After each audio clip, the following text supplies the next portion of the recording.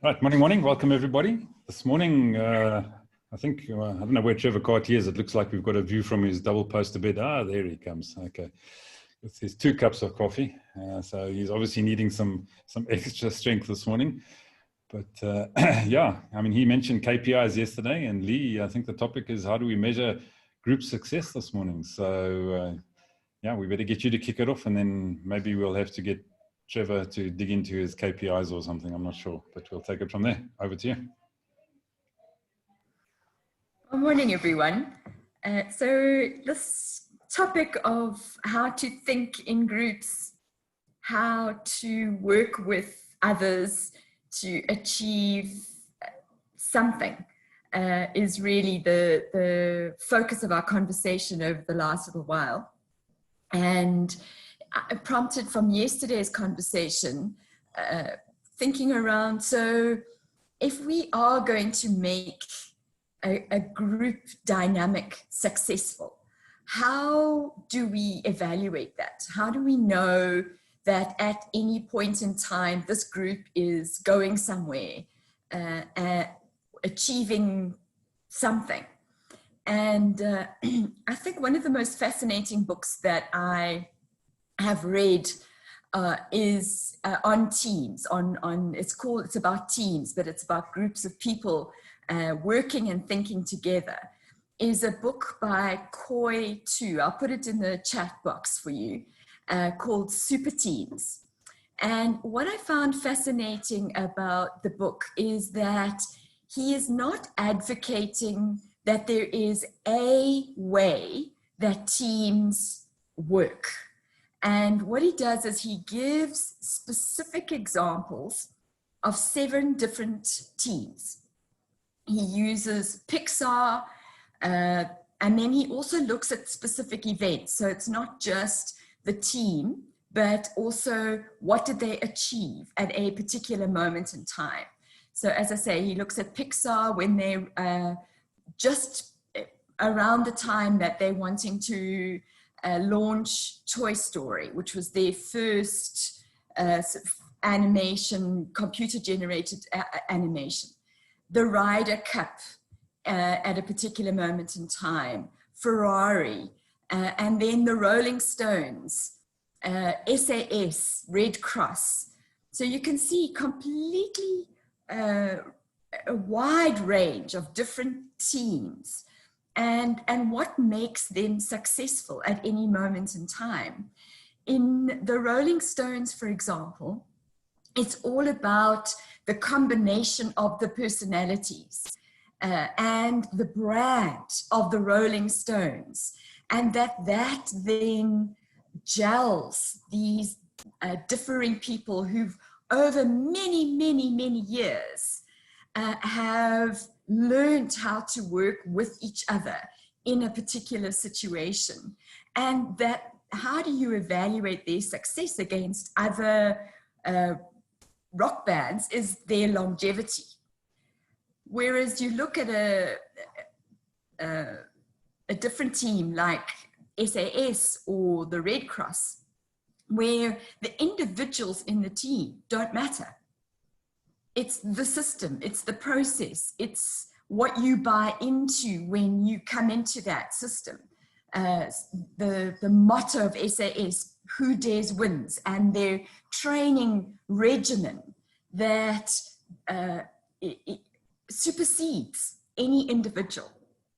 And then the last one that I want to talk about that I also thought was fascinating is he uses the negotiation team that negotiated the end of the Troubles in Ireland. And here you have 2 groups of people coming together that hated each other.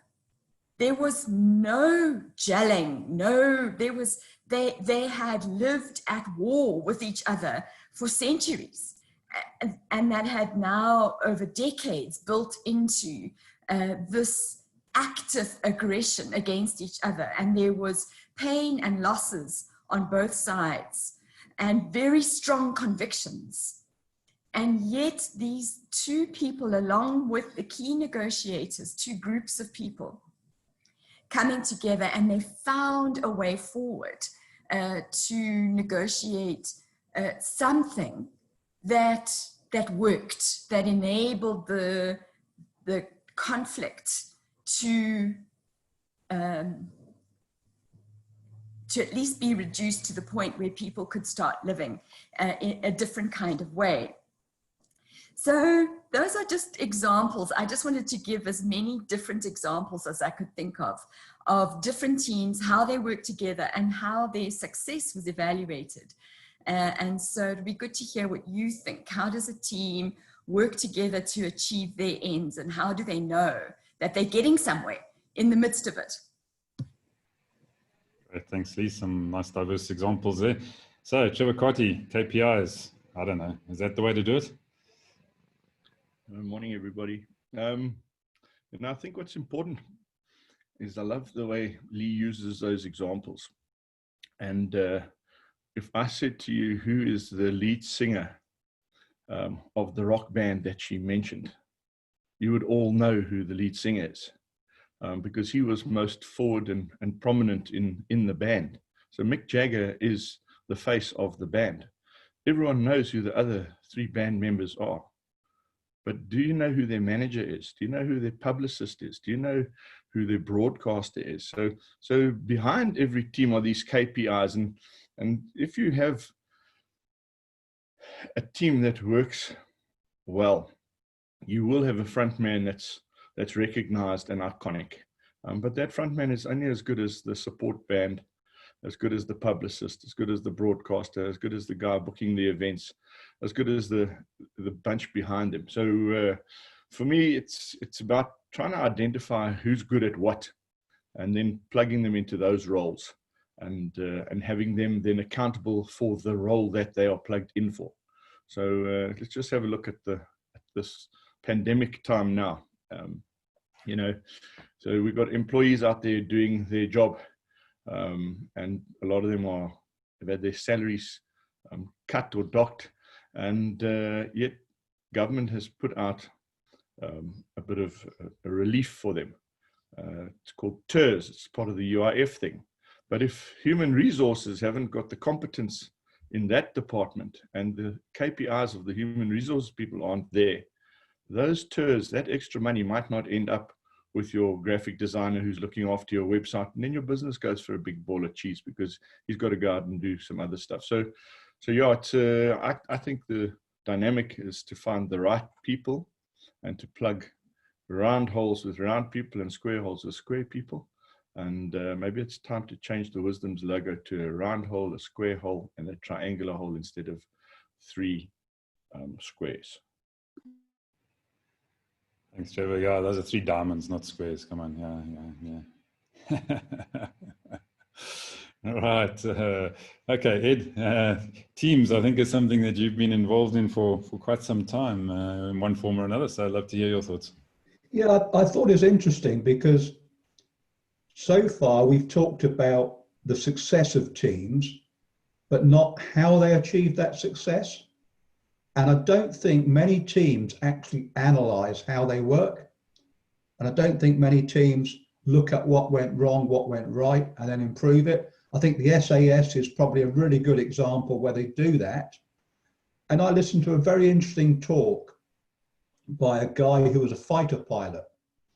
And he flew this mission in Sierra Leone. And he talked us through what happened. And actually, the shortest part was what happened. The longest part was what happened at the end, because every single person included in that mission, so to use Trevor Carty's analysis, the band manager, the publicist, the recordist, every single person involved in that mission was at a debrief. And they worked out what went right, what went wrong, why it went right and wrong, and identified problems with how the team worked in the first place that led to some of the issues. So I think a lot more teams could do that. I mean, I've sat on boards of directors and we've never looked at why things happened. We've looked at KPIs. yes, we achieved our goal. No, we didn't achieve our goal. But we didn't look at why things happened like they did. And when I've been working with teams, I like to do stupid things, like I said yesterday about having tables close together, far apart. I also, when I first start working with a team, the first couple of times I'll just turn up and sit there. After a few times, I'll arrive early and I'll take someone's place, because people always sit in the same place. And that changes the dynamic. But we never look at that. We look at the results. We don't look at what produced the results. And I think if we did more of that, more analysis of what's going on, then it would help. I mean, I solved one problem in a team very simply because one person was a big, chunky person. He wanted to know the big picture. The other person was a detailed person, wanted to know every single last detail. The two of them clashed because they couldn't understand why one wouldn't give the information out and the other wouldn't shut up.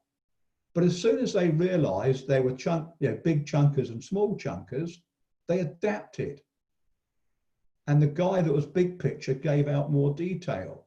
And the guy that was detailed tried to see the big picture. So I think we need to work more on what teams are doing, not on what teams are producing. So I hope that made sense. And I'm glad to be talking again.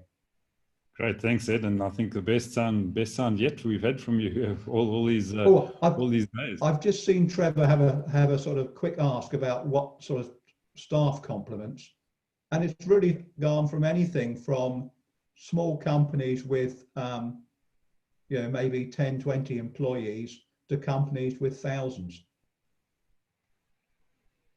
Great, thanks. Thanks, Ed. Yeah, and I'm pleased you've identified Trevor as the big chunk.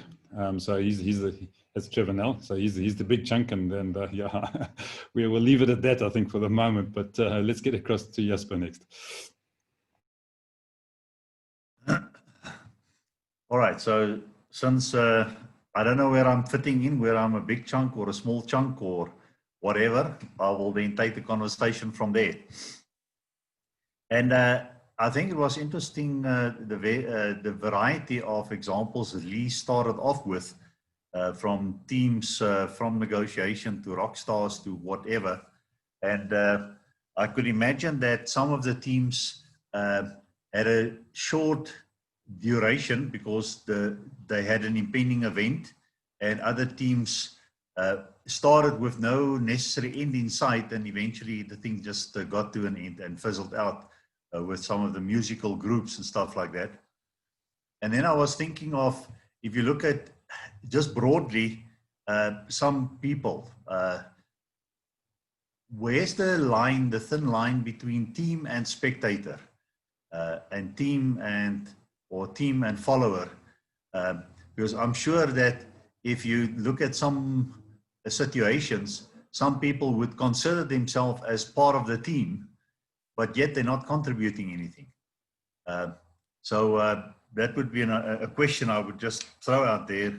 And then I'm thinking, in the examples that you mentioned, it's fine, because then there's clearly defined roles and people are aware of where and how they do fit in or could fit in. And I think that the challenge probably in our life is, and it comes back to what we keep on trying to explore, and this is whole unlocking of resources.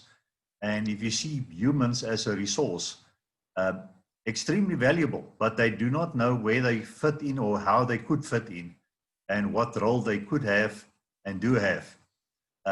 And for that to happen, you probably then need to have the kind of visionary who could clearly define the potential vision and allow people then to find themselves within that. And probably we don't have enough visionaries who could help unlock these people within their roles. And then I was just thinking lastly of how important is stickability, because you don't fit in immediately. You know, it takes time to rub each other up a bit, and what makes people hang around when they feel but people don't understand me, or I don't know where I fit in, or I don't play a role. And then I was thinking of just a good example of if you have the right team and you have the right initiator or visionary, what is possible in a very short space of time. And that was our rugby team with the World Cup last year. Because going into that World Cup, I don't think anyone in South Africa gave the Springboks even a chance to make the quarterfinal. And yet there they were, the rugby world champs, but it was a plan coming together, and the leader left long enough not to be involved in all the sort of nonsense in the politics and stuff like that. And so that's a good story. So yeah, I think team is, the reality is we cannot do without team. I think the challenge is to define team and find the right role players. Great, thanks, Jasper. So far we've got run people, square people, big chunk people, small chunk people, passengers, and stickability. I think it's quite an interesting mix that we're coming up with here. So Una, what do you make of all of that?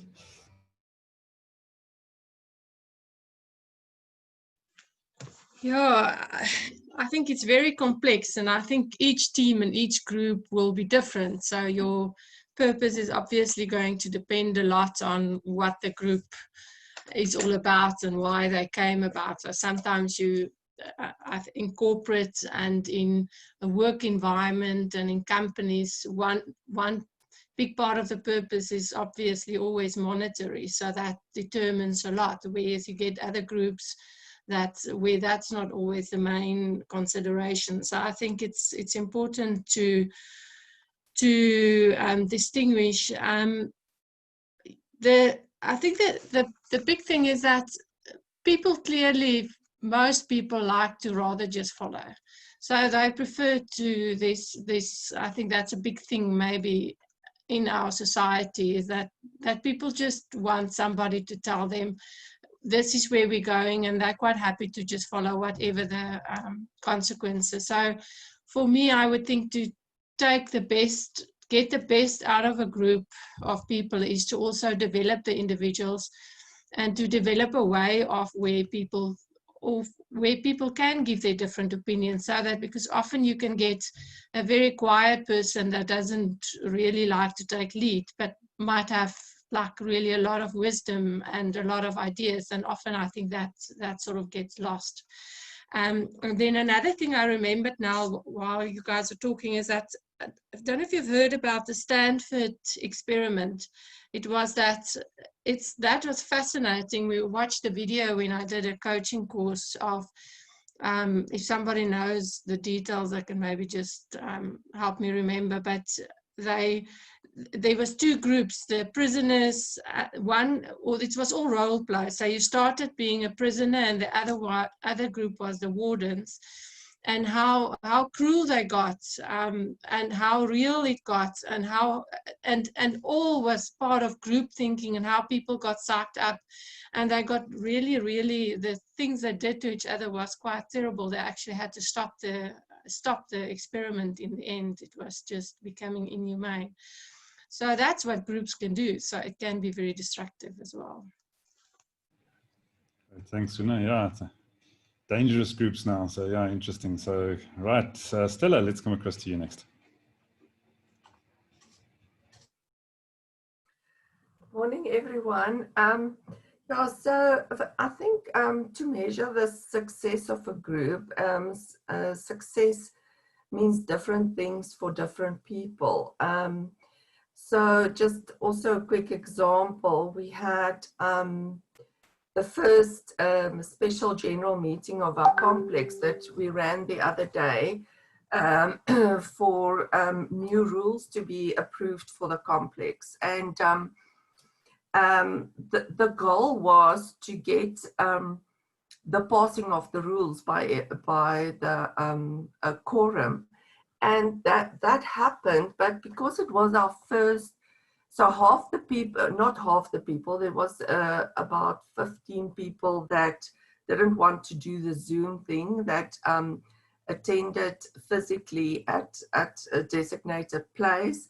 and then the others were virtually. And so a week after, we had a meeting just to have a post-mortem about the way that the SGM went. So the goal was achieved. Our goal was to get the rules passed, and that happened. But we had to look at how can we do it next time when we do it even better. And I think for me, every time that you in a team, there's a sort of a learning experience for yourself and hopefully for the other team members. And the fact that we did make the goal, we did achieve the goal of that meeting, was how can we as a team of the trustees do it better the next time, and to have lessons learned from that experience. Thanks. Right, thanks, Stella. Yeah, to raise an interesting question in my mind as you were talking there. Are these appointed committees and people like that, elements like that, actually teams? Or are they just a collection of people that are coming there with their own agendas, their own ideas, without a team mentality behind them? And not always, obviously, but in some cases, I think, that can be the case. So, Master, maybe you better tell me if you can answer that question.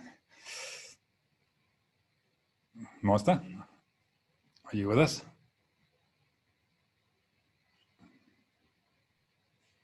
Yeah. Good morning, everybody.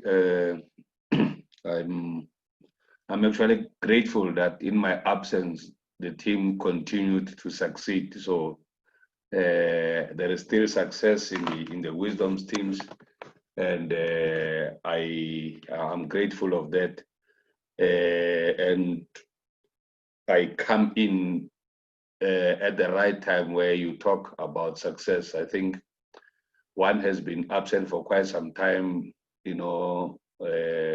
I was enjoying some bit of a pity party, and I'm grateful that it did not succeed. Today I woke up with energy, having gone through some tough times for the past 2 weeks, and it did not succeed. So, and yeah, I think also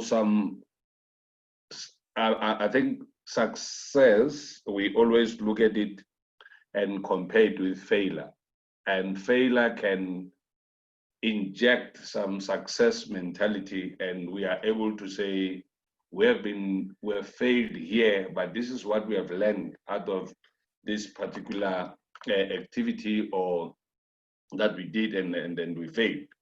And I like the emphasis of team as opposed to group or something like that, because a group of people, like you said, Ivan, I mean, people in a complex comes from different backgrounds, Stella, and the only thing that brings you together is that you want to sleep next to each other in a particular secured place. Other than that, there is nothing that drives you to succeed together. Even those rules, I mean, they are more individualistic, and you look at your own situation, and that can derail success, even success of that everybody else can enjoy. So, yeah, let me not talk too much today, but I just also want to pass my gratitude to the group, those who were able to, God afforded them an opportunity to be on their knees for what I went through. I'm back, I'm strong again, and I was reminded that I've got the authority in the God and Christ that I worship. Thanks.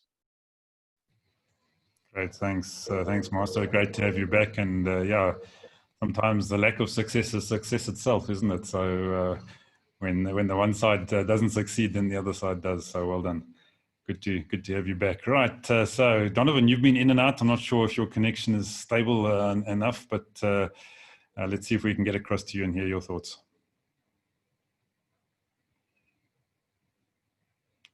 Donovan, are you with us?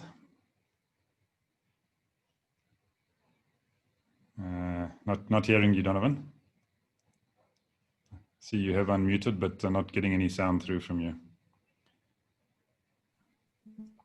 Okay, I think unfortunately we're going to have to leave Donovan there for the moment. And Donovan, maybe if you can just type some things into the chat. And I'm not sure exactly how I can contribute, but yes, I'm here, Ivan.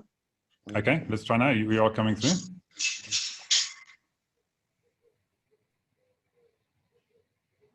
You were coming through. You seem to have muted yourself again, Donovan.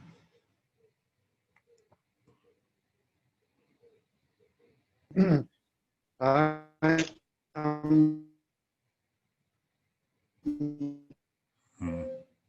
Donovan, unfortunately, we're just not hearing you well at all, I'm afraid. So if you would like to maybe just type your comments into the chat, and we'll pick them up from there. So let's get across to Trevor now. Giving it another work. It stimulates. No, I'm not getting you there, Donovan, I'm afraid. So Trevor, let's come across to you.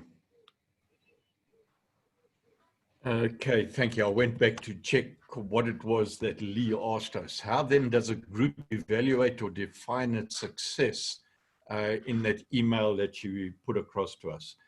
And I think someone brought it up. Are these actually teams you're talking about, or is it a complete misnomer within corporate situations? Because I think some of this discussion arises from people who have been in corporate situations. I've been an individual with individual skills placed into team situations. So from a sporting background, played in teams that have won national leagues and all of these sort of things. And each one of us had a unique individual role. And there was not one of those teams, even if I go back to my school days in a cadet band, each one of us were absolute individuals. I was a tenor drummer. There were guys who were drummers. There was a bass drummer. There was a guy who played a triangle. I've reserved that instrument for Ed. But he had an important part to play. And in most of the half an hour that we were on a display, I think he played one note. It was a ting, and the crowd went crazy, and that's how we won the competition. But we had buglers and trumpeters. And if I go into water polo and rugby and all that sort of thing, the very best teams were the individuals who came together, who recognized how good their colleagues were, and that they relied on their colleagues to either pass the ball at the right time, to make the right move, take the right shot, play the right note, and that's how we won those national competitions. But in the corporate competitive environment, there's one other word that I put to teams in this discussion: transient. I think people think that teams have got to be long-term things. Not at all. I think they're short-term things. So you've got to have a short-term objective. You've got to have know the individual strengths and weaknesses, but you've also got to allocate responsibilities and accountability. For instance, if a team member let us down at training and we were playing for a national championship, we booted the guy out of the team. So if you didn't come and attend the practices that we're doing, and we were practicing 5-6 hours a day in what we're doing. So there are responsibilities and consequences for not actually taking up your responsibilities. And so I'm thinking, I'm trying not to rant to upset Ed the accountant, but for the trail running man, I think what I want to get across is individuals come together for a certain goal or objective, and then they disappear again. And I'll put a comment in there. What about virtual teams? I think this is where we're going. So I actually don't know if the question that Lee posed is, why do we get together on this little forum for 180, 190 days? Are we trying to play around to become a team? I don't think so. Maybe 1, 2, 3 of us might want to become a team. But I think the success of what's going on here is we're on a journey. And I'm feeling very much like I'm on a train, and the landscape is rushing by, and I'm interested tomorrow to see, when I wake up, what landscape am I going to see out of the window? Did I make any sense? I think so, yeah. So it takes a single note to complete a symphony. I will try and analyze that post-mortem. Okay, all these guys, someone started off. All right, yeah. So we still got a couple of guys to go, and some of them struggle with single notes. So we better just get across to Mpumelelo first. So Mpumelelo, over to you. I had forgotten. It's nice to join you again this morning, guys, and yeah, welcome back to Master as well. Obviously, I'm catching this only today, so I've had to quickly think at the top of my mind. It does bring a couple of questions, but I'm not going to go into that. But I guess the main question was, how do you measure the success of a team? Probably there's other things that come before then. What is the goal? What is that success that a team would say, if we achieve this, then we will say we are successful? One of the things that I'm thinking of is that possibly it is great to measure the cohesion of a team, because the cohesion would say, how have the individual strength come together effectively in a way that makes it easier or efficient to reach that which we have set out as a goal, or that which we have defined as success. Because I guess the most difficult thing in the team is to make sure that all these different individuals with their different skills come together in such a way that it's complementary. It always makes me think of sports teams. I've always found sports teams as a great way to look at what a team should be like, and I tend to feel that corporate should have also been setting their teams in that particular way. I find that mostly when companies are hiring people, they'll have this job description, but no person fits that completely. There are things that they'll be strong at and things that they will not be strong at. And I find that then KPIs are also then done in the same way. Whereas for me, a team should be, we need a defender, we need a striker. These people have different skills, but that are complementary to each other. We will measure them individually in terms of that skill, but then we'll measure how they have contributed that skill to the greater team goals. Those are the thoughts that I've had at the top of my mind, but I do find sports team a great way to look at how teams should be cohesive and how they cannot be the same, but put together, make this whole that adds to a goal that you ordinarily wouldn't get from one person. So measure cohesion and measure people to their skill, not to their weakness. Great, thanks, Mpumelelo. Right, Steve, over to you to see how you can bring us all together into this team. I don't think that's possible, Ivan. And that's, I think, probably my main comment if we look at evaluating or defining success for teams.